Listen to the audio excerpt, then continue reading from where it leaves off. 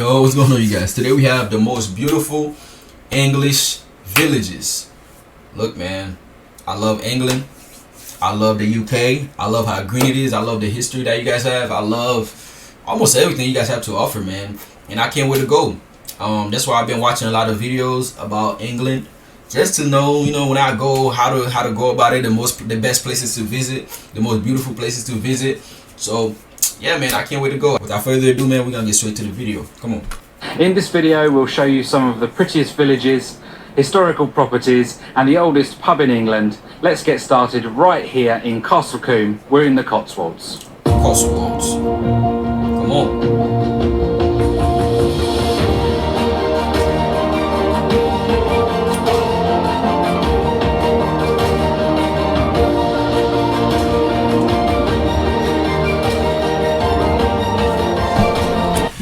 The video didn't even start for real yet, and you already seen the history, man.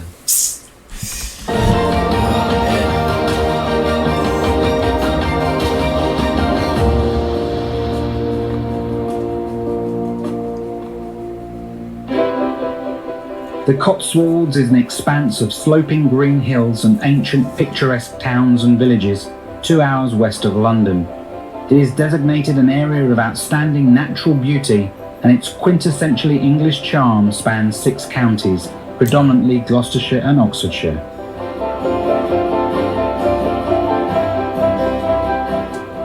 The tiny village of Combe is our first stop, and it has been called the prettiest village in England. Fairy tale cottages, a parish church, and a few pubs adorn this sleepy village, frozen in time and unchanged since the 1600s. Okay. The honey-coloured limestone brickwork, synonymous with the Cotswolds, give a warming glow even on a cloudy day. As with many villages, parking is restricted, and you'll need to use the free car park at the top of the village and walk down, or try your luck with a few roadside spaces a little closer.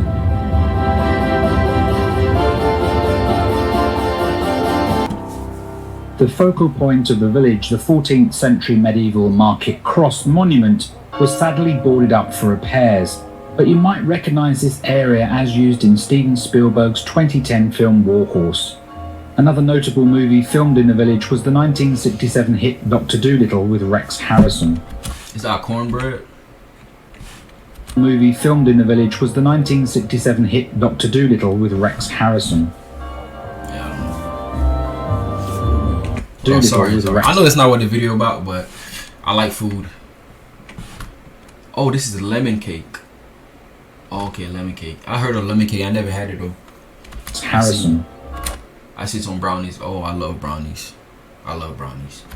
Is down on Water Lane and the weavers' cottages that hug the Bibury.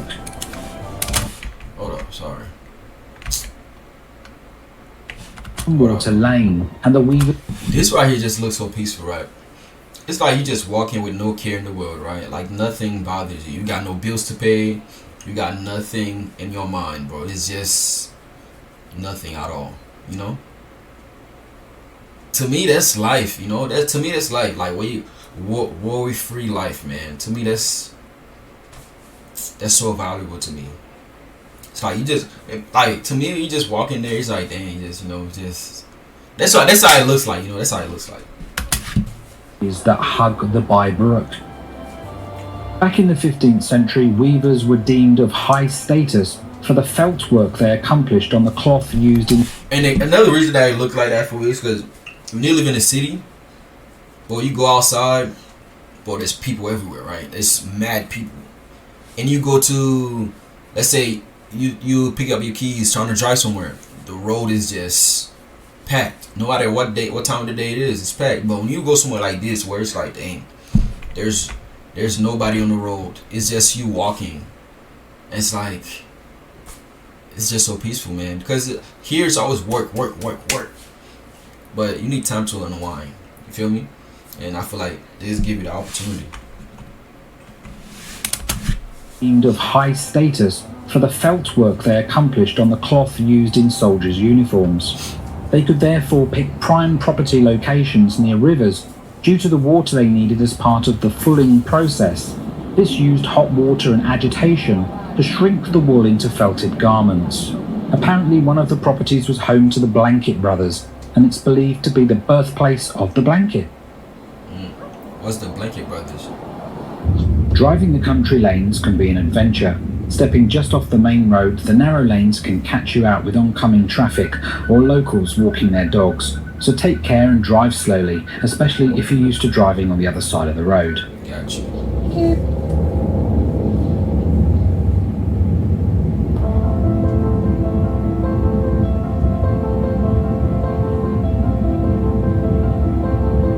Wow.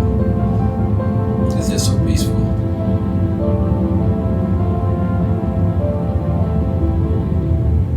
The 19th century artist and craftsman William Morris called Bibury the most beautiful village in England when he visited it.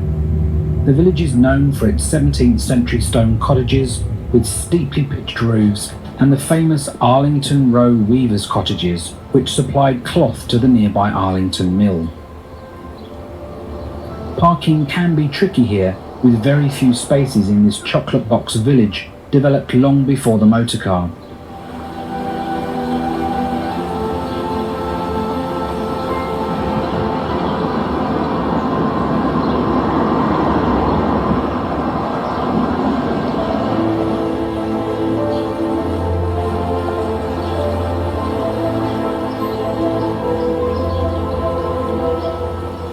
The US car manufacturer Henry Ford thought Arlington Row was an icon of England. On a trip to the Cotswolds, he tried to buy the entire row of houses to ship back to Michigan so that he could include them in Greenfield Village Museum. Luckily for us, his bid was unsuccessful.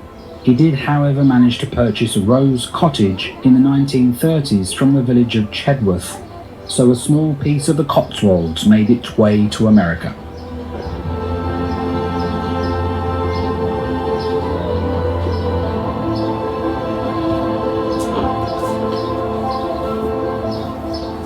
Bibury has provided the backdrop of blockbuster films including Stardust and Bridget Jones' Diary.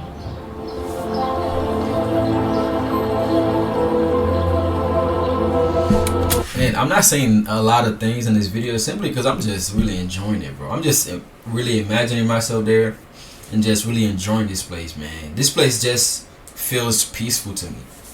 Like, it's beautiful. Don't get it twisted. It's beautiful, but it's not like, wow, this place is so beautiful. To me, it's more like, bro, this place is so peaceful. Like, you got the running waters, you got the beautiful trees. You could tell that there's a breeze. It's like, man, it's peaceful.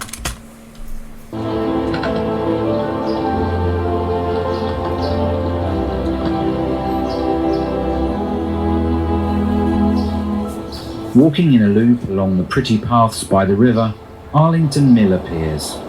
This is now private residence, but once housed a museum with a collection of period costumes produced by the Arlington weavers that lived in the cottages we just showed you.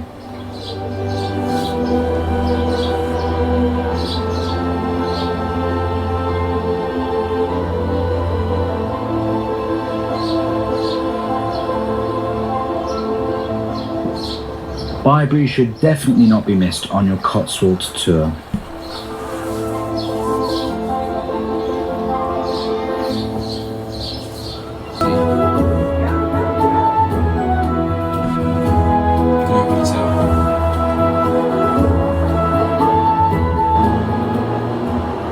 The 15th century parish church of St John the Baptist is magnificent and well preserved. Work started back in the 12th century, originally funded by wealthy local farmers and merchants that had been successful in the local wool trade. They believed that making these donations would seal a place in heaven. A lengthy restoration of the church took place in the 1870s, bringing criticism from William Morris. The vicar at the time responded, "The church, sir, is mine, and if I choose to, I shall stand on my head in it." This inspired William Morris to establish the Society for the Protection of Ancient Buildings. The elaborate tomb of St Lawrence Tanfield and his wife can be viewed in the North Chapel. Tanfield was a prominent lawyer and politician who established a country seat in Burford in the 1580s. However, his reputation for corruption and harshness with tenants was remembered long after he died. The church has some beautiful architecture and stained glass windows, and we highly recommend visiting on your walk around Burford. Okay.